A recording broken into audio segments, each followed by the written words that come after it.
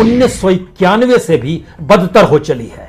इस देश के भीतर में बेरोजगारी की स्थिति, इस देश में उत्पादन का ठप होना, इस देश के भीतर में कॉर्पोरेटीकरण सत्ता के नजदीक पहुंचकर जिन स्थितियों को जीता है, क्या वही इस देश में आर्थिक सुधार की नींव डाले हुए हैं? अप्रैल, मई, जून, इन 3 महीनों के भीतर भी इस देश में 164 कंपनियां खुद को दिवालिया घोषित कर दी है, क्योंकि मौजूदा वक्त में 1-2 रिफॉर्म के वादे नहीं किए गए। एक लंबी फेरिस्त है। अगर मोदी काल को आप परखेंगे तो आपके जहन में कई सवाल आएंगे। नोटबंदी, demonetisation, GST, make in India, smart city, MPC यानी monetary policy committee, inflation targeting, DBT यानी डायरेक्ट बैंक ट्रांसफर, जो कैश सब्सिडी थी वह भी इसी दौर में अपनाई गई। स्टार्टअप इंडिया इसी दौर में यानी मोदी काल में ही अपनाया गया। और इतना ही नहीं, जो पब्लिक सेक्टर के बैंक थे उन्हें भी मर्ज करके एक तरह से रिवैम्प करने की सोच इस दौर में ऐलानिया तौर पर की गई। जो भी फार्म लॉज थे उसको भी बदलने के लिए, जिस तरीके से किसान आज आंदोलन कर रहा है, उसको भी रिफॉर्म की श्रेणी में रखा गया। जो 3 कानून बनाए गए, यानी इस दौर में पॉलिसीज देखिएगा, चाहे वह लेबर कोड्स हो, चाहे वो एफडीआई पॉलिसी हो, चाहे वो उदय स्कीम हो, चाहे वो उज्ज्वला स्कीम हो, चाहे वो आयुष्मान भारत हो, चाहे वो प्राइवेटाइजेशन पॉलिसी हो, चाहे फूड ग्रेन्स जो कि गरीबों को दिए गए 80 करोड़ लोगों को कोविड काल में, ये सारी चीजें उस अर्थव्यवस्था का हिस्सा है जिसको रिफॉर्म के मार्फत परिभाषित करने की कोशिश मौजूदा वक्त के प्रधानमंत्री नरेंद्र मोदी ने की। लेकिन इसके ठीक समानांतर जितना पैसा, जितनी इकोनॉमी इस देश में चुनाव पर खर्च हुई, इस देश के भीतर में सत्ता संभालने के लिए ही हाल में जब इस बात की जानकारी खुले तौर पर आई कि सरकार की नजर तो 36 राफेल खरीदे जाने के बाद उसकी और उनसे जुड़े उन किरदारों की जासूसी पर जा टिकी। और इतना ही नहीं, इस देश के भीतर में जो स्वायत्त इंस्टीट्यूशन भी रहे, चाहे वो सीबीआई ही क्यों ना हो, उसकी भी जासूसी करने से सरकार बाज नहीं आई। पेगासस तो इस डिजाइन में चला गया कि जहां पर एक तरफ सुप्रीम कोर्ट को भी मैनेज करना है, एक तरफ सीबीआई को भी मैनेज करना है, एक तरफ आरबीआई को भी मैनेज करना है, एक तरफ कॉर्पोरेट को भी मैनेज करना है। यानी इकोनॉमिक रिफॉर्म के 30 साल के सफर में आज जब हम आपको ले चलेंगे तो आपके जहन में बहुत सारे सवाल इस बात को लेकर हो सकते हैं, क्या वाकई भारत 1991 से ज्यादा बदतर स्थिति में है? क्या भारत की अर्थव्यवस्था आने वाले वक्त में एक अंधेरी गुफा में जा रही है? हमें लगता है कि आज इस सिलसिले को पकड़ने की जरूरत है, क्योंकि जब आप उस सफर पर निकलते हैं जहां पर 1991 में आर्थिक सुधार, खुला बाजार, बाजार अर्थव्यवस्था, ये सारी चीजें निकल कर आई, तो एक सवाल लोगों के जहन में अक्सर रहता है। उस वक्त मनमोहन सिंह वित्त मंत्री थे और मोदी से ठीक पहले मनमोहन सिंह इस देश के प्रधानमंत्री थे, तो आर्थिक सुधार की एक मोटी लकीर इस देश में मनमोहन सिंह ने खींची। हमें लगता है इसमें थोड़ा सा सुधार करने की जरूरत है। यह इसलिए जरूरत है क्योंकि पीवी नरसिम्हा राव चुनकर लाए थे मनमोहन सिंह को इस देश के वित्त मंत्री बनाते हुए, क्योंकि इससे पहले जो देश में पॉलिसीज चली आ रही थी उसको उन्होंने सिरे से बदलने की कोशिश की, यानी 360 डिग्री में सारी चीजों को बदल दिया जाए। और भारत की अर्थव्यवस्था के भीतर में जब पहला बजट तैयार हो रहा था तो हमारे पीछे एक किताब है पीवी नरसिम्हा राव की, उसमें तस्वीर बनी हुई है। यह किताब दरअसल विनय सेनापति ने लिखी है। इस किताब का नाम है हाफ लॉइन।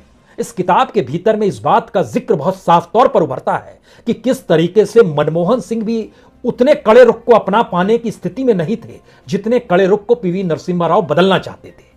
तो 1991 इस किताब के लेखक विनय सेनापति जो हैं, उन्होंने इसमें बकायदा लिखा है कि मनमोहन सिंह जुलाई के मध्य में अपने टॉप सीक्रेट बजट का मसौदा लेकर पीवी नरसिम्हा राव के पास गए। उस समय एक बहुत वरिष्ठ अधिकारी और एक भारतीय राजनयिक भी पीवी नरसिम्हा राव के पास बैठे हुए थे। उन्हें याद है, यानी उनके रेफरेंस का इस किताब में जिक्र किया गया है, उन्हें याद है कि जब मनमोहन सिंह ने नरसिम्हा राव के सामने एक पेज में बजट का सारांश रखा तो उन्होंने बहुत ध्यान से पढ़ा था। और इन सब के बीच मनमोहन सिंह लगातार खड़े रहे थे। फिर नरसिम्हा राव ने मनमोहन सिंह की तरफ देखा और कहा, अगर मैं यही बजट चाहता तो मैं आपको ही क्यों चुनता इस देश का वित्त मंत्री बनाने के लिए। यानी इस किताब में बहुत साफ है कि मनमोहन सिंह के बजट का पहला मसौदा शायद इतना सुधारवादी नहीं था जितना वो बाद में दिखाई देता है, और जिस बात का जिक्र पीवी नरसिम्हा राव चाहते थे बदलने के लिए वह उन्होंने तैयार किया कि मनमोहन सिंह को और दिलेर होना पड़ेगा। दरअसल यह एक सिर्फ विवरण भर है, यह बताने के लिए कि नींव जो आर्थिक सुधार के इस देश में डली उसके पीछे पीवी नरसिम्हा राव का दिमाग था। मनमोहन सिंह उस पर काम जरूर कर रहे थे, इसलिए ध्यान दीजिए उस इकोनॉमिक रिफॉर्म को अपनाते हुए अटल बिहारी वाजपेयी की जब सरकार बनी तो उन्होंने बहुत सारे नई नई चीजें लाई। टैक्स रिफॉर्म किया, टेलीकॉम पॉलिसी लेकर आए, पीएसयूज का प्राइवेटाइजेशन शुरू किया, मैसिव तरीके से इस देश में सड़कों का जाल बिछाना शुरू किया जो कि गोल्डन क्वाड्रिल के तौर पे जाना जाता है। उन्होंने जो पुराना अर्बन लैंड सीलिंग और रेगुलेटरी एक्ट जो 1976 का था उसको खत्म कर दिया, पावर सेक्टर में रिफॉर्म किया। और उसके बाद देखिए जब मनमोहन सिंह आते हैं तो उस सोशल स्ट्रक्चर को मजबूत करने की दिशा में जाते हैं जिसमें इस देश के भीतर में जो एक बड़ा तबका गांव में रहता है, पिछड़ा हुआ है, उसको कैसे साथ जोड़ा जाए। और इसीलिए उसी दौर में नेशनल फूड सिक्योरिटी एक्ट आता है, हर को भोजन मिलना चाहिए।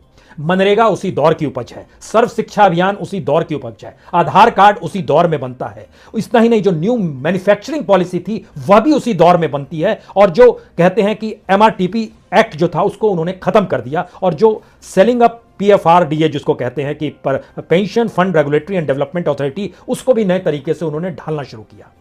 इस बीच में कई रुकावटें भी आई। 94 में इकोनॉमिक रिफॉर्म ढीला भी पड़ा। 96 में जब हार गए पीवी नरसिम्हा राव तो उसके बाद बड़ी अनस्टेबल गवर्नमेंट्स आई थी, आई के गुजराल, देवेगौड़ा, जो कुछ नहीं कर पाए। फिर 2011 से 14 याद कीजिए, जिस समय कोयला घोटाला उफान पे, जिस समय 2G घोटाला उफान पे, इस देश के भीतर में एक के बाद एक घोटाले, उस दौर में सही मायने में कही तो पॉलिसी पैरालिसिस हो गया था। लेकिन सवाल आज का है, सवाल इस दौर में नरेंद्र मोदी का है। नरेंद्र मोदी के दौर में जब हम इन बातों को पढ़ रहे थे कि उन्होंने कौन कौन से इकोनॉमिक रिफॉर्म के रास्ते अपनाए और मौजूदा वक्त में इस देश की अर्थव्यवस्था कितनी डामाडोल है, इसको एक चीज समझिए कि इसी दौर में जीडीपी 11 बरस में सबसे नीचे गई। इसी दौर में 41 बरस में जितना भी जीडीपी कॉन्ट्रैक्ट मनी सिमटी नहीं थी, लगभग 7%, वह इसी दौर में सिमटी है। लेकिन बात इससे आगे नहीं निकलेगी। बात इसके आगे की यह है कि मोदी ने अपने तौर पर हर चीज का विकल्प खुद को बना लिया।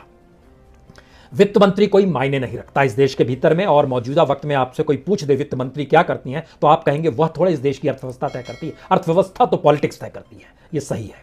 लेकिन ध्यान दीजिए इकोनॉमी को कैसे मोल्ड किया गया। इकोनॉमी को पार्टी फंड से जोड़ा गया। इकोनॉमी को इस रूप में डेवलप किया गया कि किसी दूसरी पॉलिटिकल पार्टी के पास कोई पॉलिटिकल फंड ना जाए।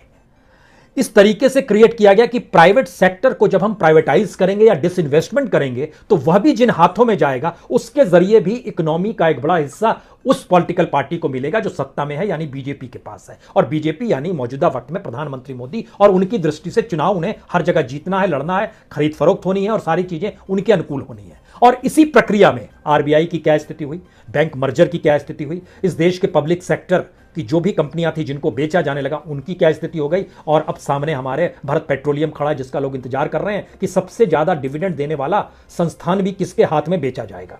मैन्युफैक्चरिंग की क्या स्थिति हुई, एयरपोर्ट, पोर्ट, रेलवे स्टेशन किन हाथों में सौंपे गए। इस देश में लाल किला और ताजमहल तक किसी प्राइवेट हाथों में दे दिया गया। जो माइंस की स्थिति है वह किन प्राइवेट हाथों में दिए गए, जो पावर है वह किन हाथों में दिए गए। इतना ही नहीं, जो गोडाउन्स हैं, जो एफसीआई के पैरेलल में जिनके हाथों में गोडाउन दिए गए वह भी किन कॉर्पोरेट के हाथ में दिए गए। इतना ही नहीं, बल्कि जो सीमेंट की फैक्ट्री है वह भी इस देश में राजनीतिक सत्ता चलाने वाले के परिजन और बच्चे चलाने लगे। इस देश के भीतर में जो आयरन ओर निकलता है, जो माइंस है, जो स्टील है, वह भी संयोग से उसका भी पॉलिटिकलाइजेशन हो गया। जो इतना ही नहीं, जो अलग अलग राज्यों में बालू माफिया, जो इससे पहले राजनेताओं या सत्ता के करीब रहते थे, उन्हें कमीशन देते थे, इस दौर में उसमें भी ट्रांसफॉर्मेशन हुआ और वो बालू माफिया भी पॉलिटिक्स का हिस्सा बन गए, या फिर जो पॉलिटिक्स में थे उन्हें ही बालू माफिया में अपने आप को कन्वर्ट करना पड़ा, क्योंकि कमाई वहीं से हो पाती है। यानी एक ऐसी लकीर है जिस लकीर पर जब आप चलना शुरू करेंगे तो आपके जहन में बार बार एक चीज आएगी, इसका मतलब है इकोनॉमिक रिफॉर्म नहीं हो रहा था क्या देश में? इसका मतलब है कि अर्थव्यवस्था कैसे आगे बढ़े, क्या यह नहीं सोचा गया? हमें लगता है कि इसके लिए कुछ जानकारी और होनी चाहिए। जानकारी इसलिए क्योंकि इकोनॉमिक रिफॉर्म का मतलब इस देश में किसान बहुत कम दायरे में आता है, गरीब बहुत कम दायरे में आता है, ग्रामीण जीवन बहुत कम दायरे में आता है।